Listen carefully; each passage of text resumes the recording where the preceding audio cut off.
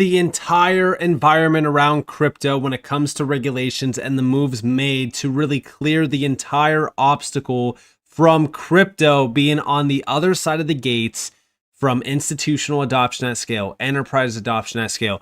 All of those obstacles are now getting removed. And it all really begins with the complete 180 that the SEC has made this year. Now, when we are addressing that, we do have an upcoming event. This is with the SEC and the CFTC.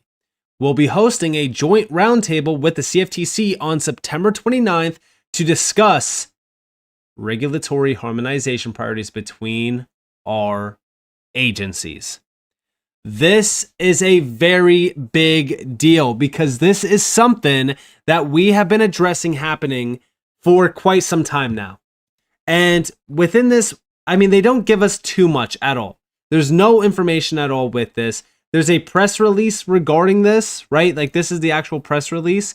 The main thing that we're looking at here is just digital assets, right? Because it's a new day at the SEC and the CFTC, and today we begin a long-awaited journey to provide markets the clarity they deserve.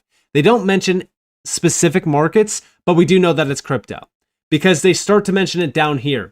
That Tuesday's joint staff statement on spot crypto asset products is only a first step.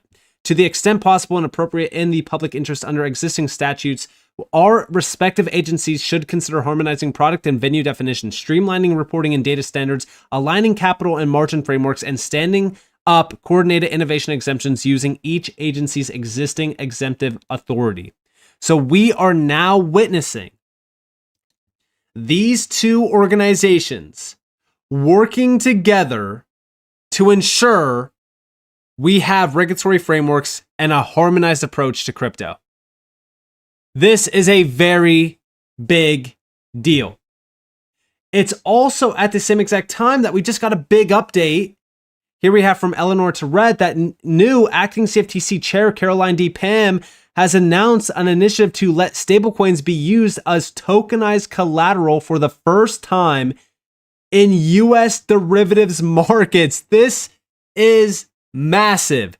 Derivatives are not a $1 trillion business. They are a $quadrillion business. The move follows the February Crypto CEO Forum, where this idea was discussed among leaders of all the major stablecoin firms and also builds on the president's working group recommendations. The CFTC is seeking public feedback until October 20th on valuation, custody, settlement, and rule changes needed to make tokenized collateral work. And I don't think that I need to mention this, but big shout out to Zach Rector7 for this. RLUSD already was set to be the collateral of Hidden Road, $3 trillion per year.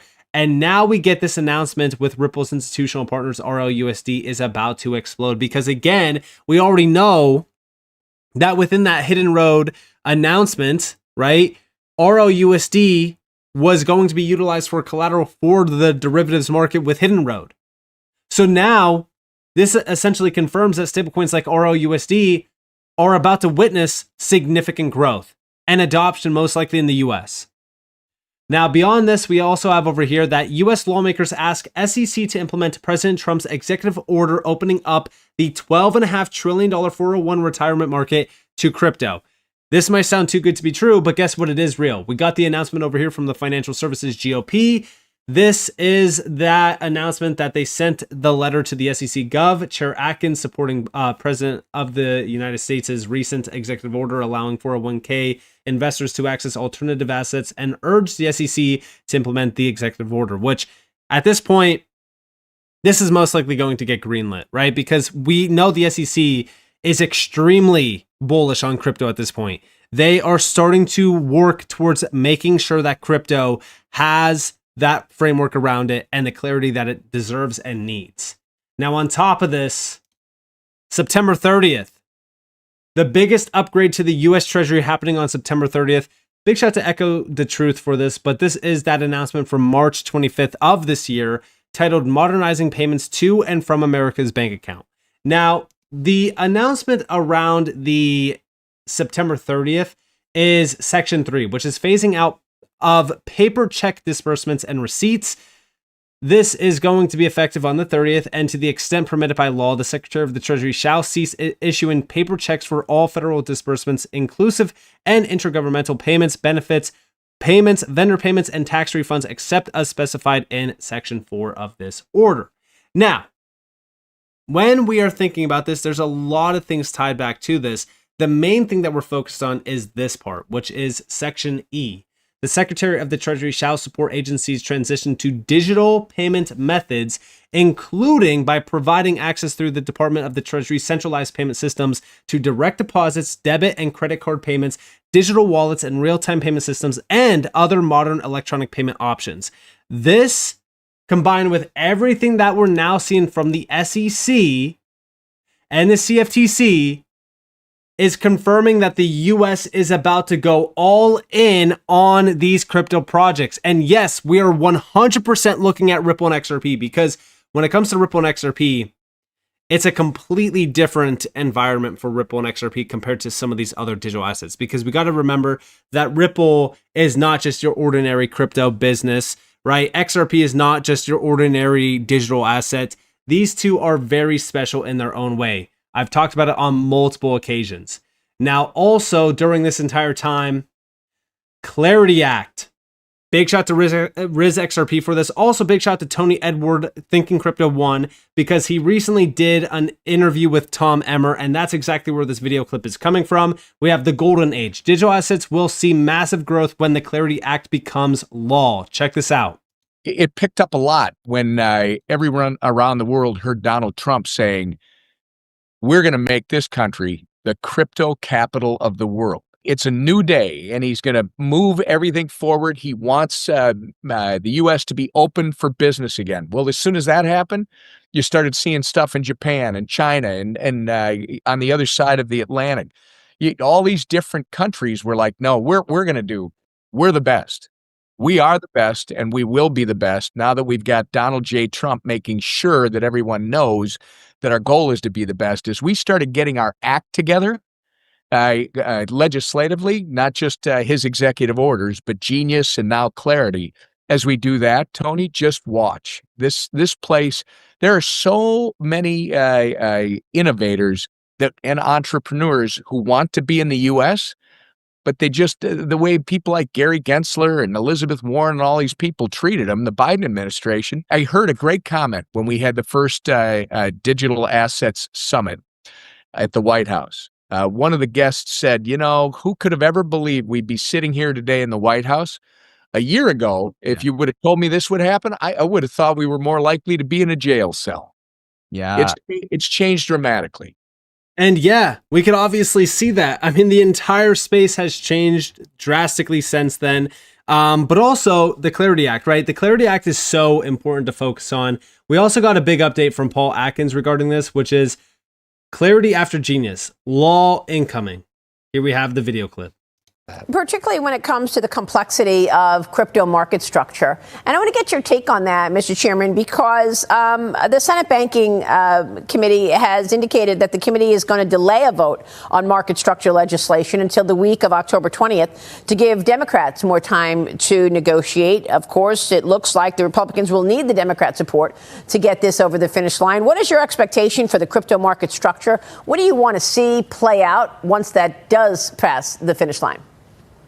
Well, I'm looking forward to Congress acting on this. I think it's important that we have a market structure bill, and we are actually helping. We were helping with the House, and now we're helping with the Senate as far as technical assistance on questions of securities law and that sort of thing, and gaps that we see that need to be filled. So we're going to continue doing that and provide all sorts of assistance. We're also part of the President's Working Group on Financial Markets that came out with a report here about a month or so ago, and so we're really stand behind that report, and so we want to see this get over the finish line, because the Genius Act, which was enacted by Congress and the President back about a month ago or so, I think was a huge step forward that applied to stable coins, and that's the first time that the United States government and the United States as in statutory form, has recognized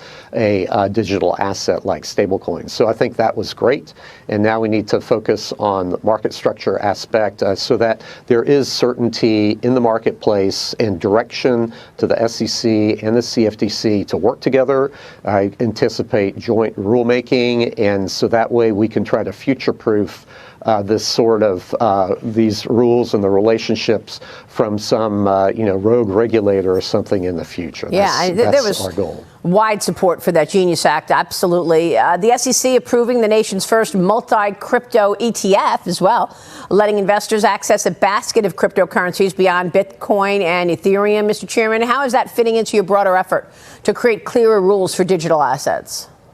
Well, that's another example of how we can move forward. We can allow generic listing standards, is what that big step was, where there's more certainty. It's not just an ad hoc type of approach, but we're trying to give the marketplace some kind of stable platform upon which they can introduce new products. So that's a great example. We're going to be working on that.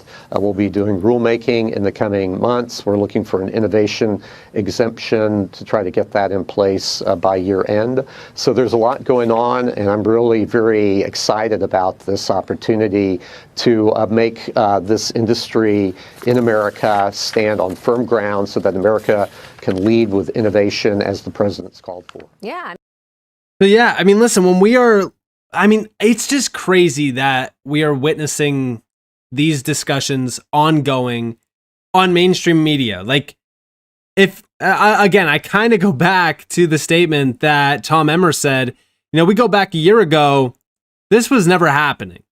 So the fact that this is ongoing now shows us that things are advancing. We're starting to see regulations becoming a reality. We're starting to see the market fully mature. And this is extremely bullish for projects like XRP and for companies like Ripple, because we will witness a much larger push in this market for those types of projects, and we will start to see a lot more value flow in onto those networks as well and around those ecosystems. And I really do think that it begins once we start to see these things like the Clarity Act get fully passed through. And it kind of feels as if the SEC is working with the CFTC to make sure that this becomes a reality. And if we're thinking about the US adopting stablecoins, we look at RLUSD, right? RLUSD is definitely up there. We got to think about it like this. Okay, RLUSD launched roughly, it's less than a year ago. It's already at $700 and almost $50 million worth of total value. RLUSD itself, when we go over here to the announcement, we could see all of the breakdowns behind it. It's held to a higher standard because no other stablecoin in this market is even close to RLUSD, in my opinion. And yes, that does include Circle's USDC. And that's because when we think about RLUSD, it's completely compliant. It has all of the crucial licenses behind it as well. And on top of that, it's supported by almost every single market in this space.